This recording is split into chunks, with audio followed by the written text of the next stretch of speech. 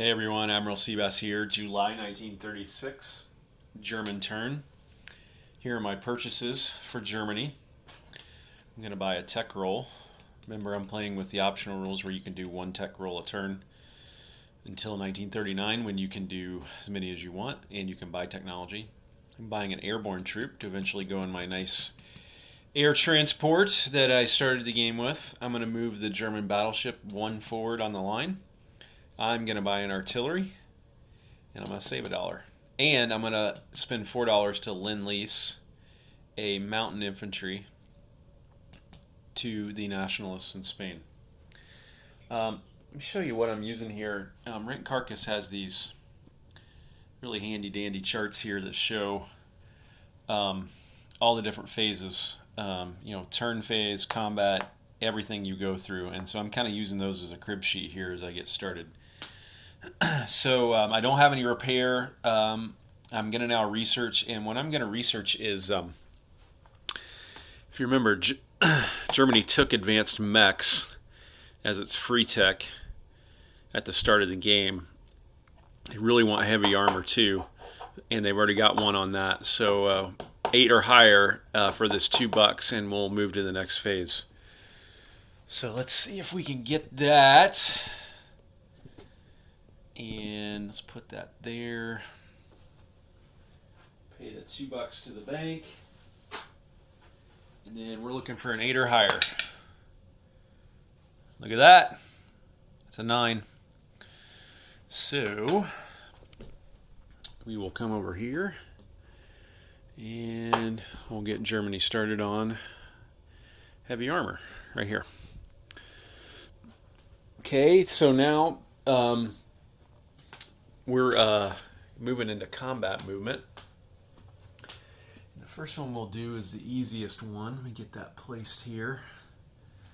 Got a great new stand, which I love. And it makes life a lot easier. So we're going to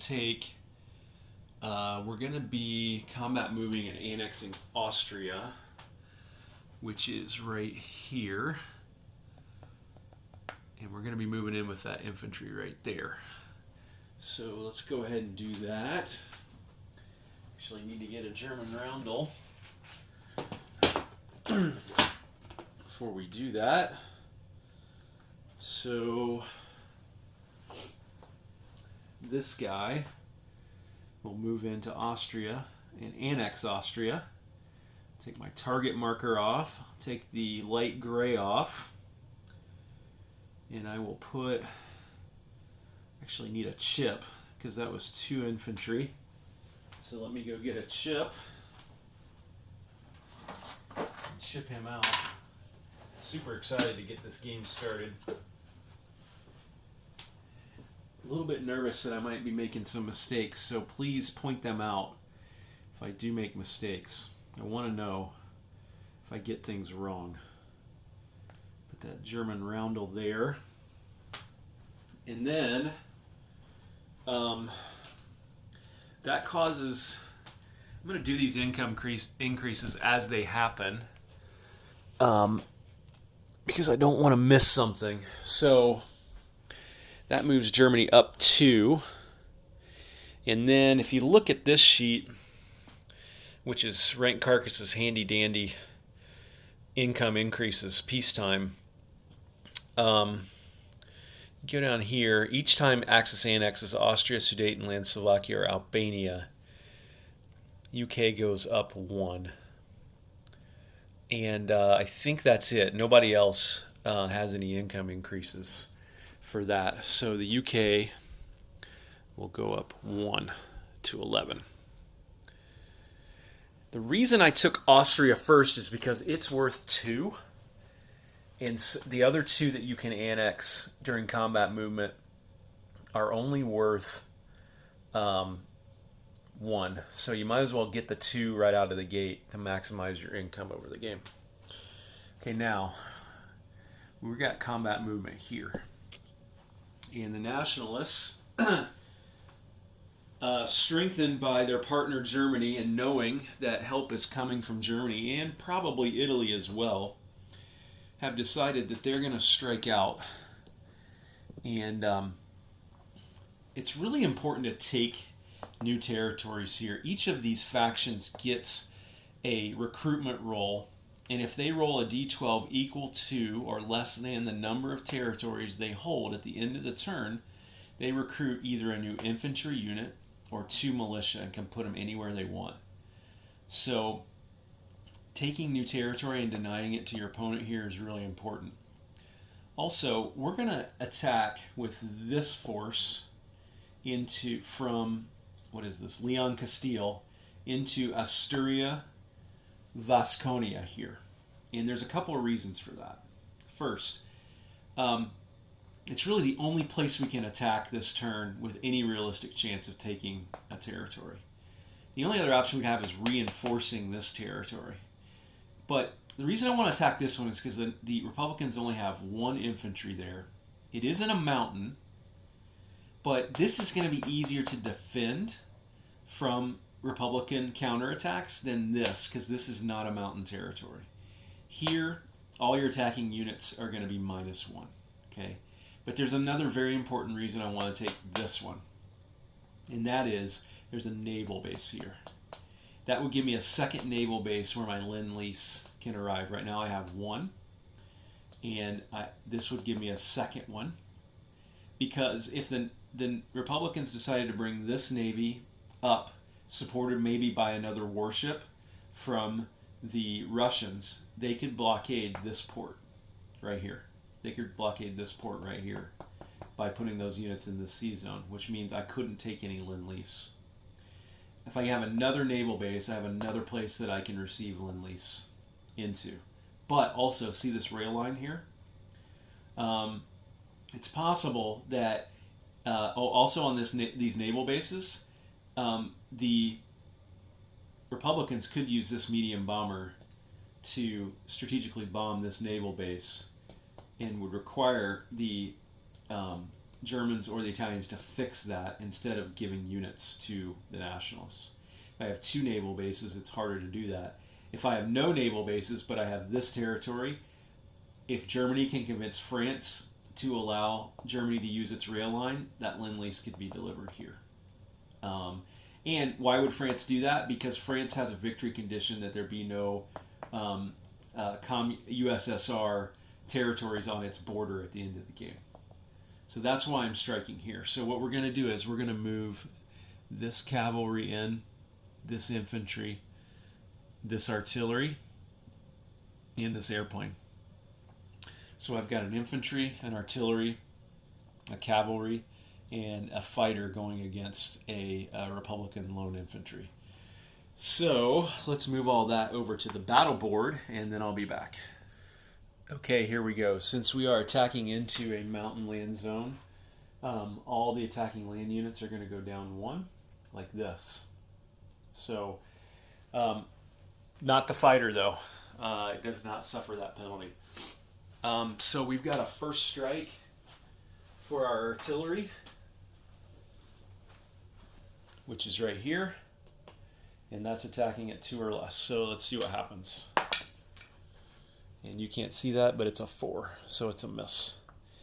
And now I've got the infantry at 1 or less. That's a 10, which is a miss. I've got the cavalry at 2 or less. That's a 6, which is a miss. And finally, I've got the fighter at 6 or less. That's a 3. Okay, that's the hit we needed. So we'll move him back. And now he shoots back at a 4 or less. And he got a hit. So, I think since the cavalry defends so poorly at a 2, we'll take the cavalry for the loss for the Nationalists. And now we will move back over here. I'll move all the stuff back over and show you the results. Okay, so here's how this is going to go down. This fighter is going to non-combat move back to Leon Castile, leaving an infantry and a artillery for the Nationalists in Asturia, Vasconia. We'll put their pie on there. And now we're going to do some non-combat movement for the Nationalists as well. So this transport here is going to scoop up these 2 units and go with this cruiser, and they're going to go 1, 2 up here to 33, and they're going to drop this guy here, and they're going to drop this guy here as well, like that. And then, so that's non-combat move for the Spanish, and that's all they're going to do. So now let's go up here to Germany and see if there's any non-combat moves that we want to make in Germany. And actually, I know there are. Actually, let's go like this. Be easier to see if I do it like this, I think. So here's the thing. I've got a coastal sub here. Where's my pointer? Got a coastal sub there, and I've got coastal sub right here, and I've got a normal sub right here. I want to start getting those out into the larger Atlantic and even all the way down to South Africa and beyond in order to be on station when I go to war here so that I can convoy the British effectively. Here's the problem, though. In the Canada at War expansion, they have a new income increase trigger that if an Axis submarine ends up on a British convoy line, Canada gets a +1 income increase. So that means my coastal sub basically has got to sit here. I guess I could move it into the English Channel right here and leave it there. Or actually, I guess, you know what I could do with the coastal sub? I could move it up here to Z Zone 12, and we could come around up here around Scotland and down here, but it can't go any further than here or here or here, because that's a British convoy line, and that would trigger a Canadian income increase, and we don't want to do that. Now, this normal sub, it's got a movement of 3, and it's at a shipyard, which gives it a +1. So it's going to come out like this. It's going to go 1, 2, 3, 4, and stop there. And then next turn it can skip through here, and then it can stay off those British lines until it gets on station. But this coastal sub is going to have to inch out here and probably have to stop in this area. And so, that basically will just tell the British and the Canadians that that coastal sub will be convoying on this line somewhere on that line when they go to war. So what other combat moves do you think we might have? Well, those 2 infantry that I just picked up in Austria, I'm going to strategic rail move those up here to Western Germany and put those under there. Those will be part of my potential French invasion force. I'm not going to do a lot else. I don't want to tip my hand to the Allied player as to what I'm going to be doing with a lot of these. And I've got time to move a lot of these. This guy will go into Sudetenland next turn, in all likelihood. Or Slovakia next turn. And annex that. I don't see a lot of other things that I want to do. Maybe move this guy back here with the rest of the fleet. But that's about it that I want to do with the Germans this turn. So now, let's see. We may need to do a recruitment rule and place units. Actually, we've done all our non-combat movements. So yeah, let's now place units on the map. First thing we're going to do is we paid this $6 to move the German battleship down, so let's go ahead and do that. Let's go ahead and move him down to the 3 stage, which is good. We save this buck.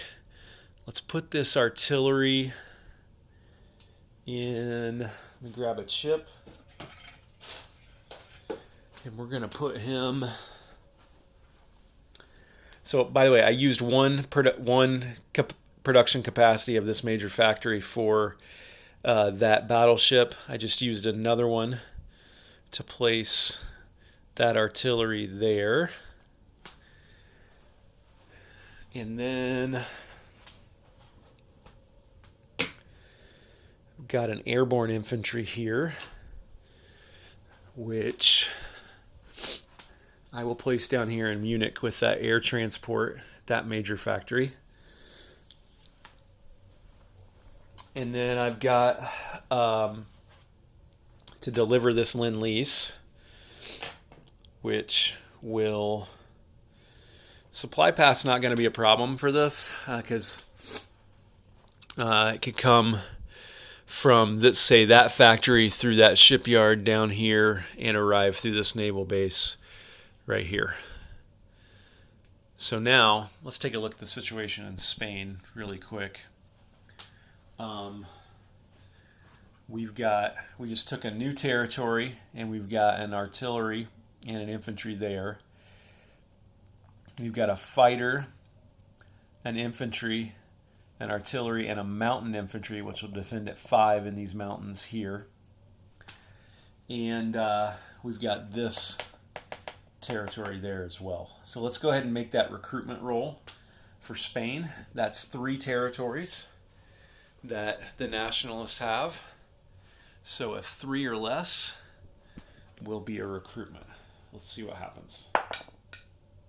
Oh, that's a 1. That's really good for the Nationalists. That means they're going to take another infantry. And I think where they'll take it is, where would you take it? I'm probably going to take it here. Just to shore that up and give me a nice attack, nice defending and potentially attack. I could take it. I definitely don't want to take it here because that can easily be taken. This is intriguing here to take it there, but I think I'm going to take it here just to shore this up. So let me grab a chip and put it under that infantry in Leon Castile. Really good development for the Nationalists there early on in the Civil War. So now let's collect income for the Germans. They saved $1, and they're going to collect 22 more, and they don't have any bonuses, so they will be sitting at $23 to start the next turn. So let's count that out. Let's just get them a 20 here. 22 for Austria, 3 saved. It's $23 for Germany for next turn. And I think that's it. One more thing I promised I was going to do you guys, promised I was going to do for you guys, is I'm going to track victory objectives at the end of every single turn. And here's my victory objective tracker. And the Axis have not achieved any victory objectives yet. Germany has none at this point. So the Axis have 0 at this point. All right, that was Germany, July 1936. Hope you guys enjoyed this. I know I did. Admiral Seabass signing off.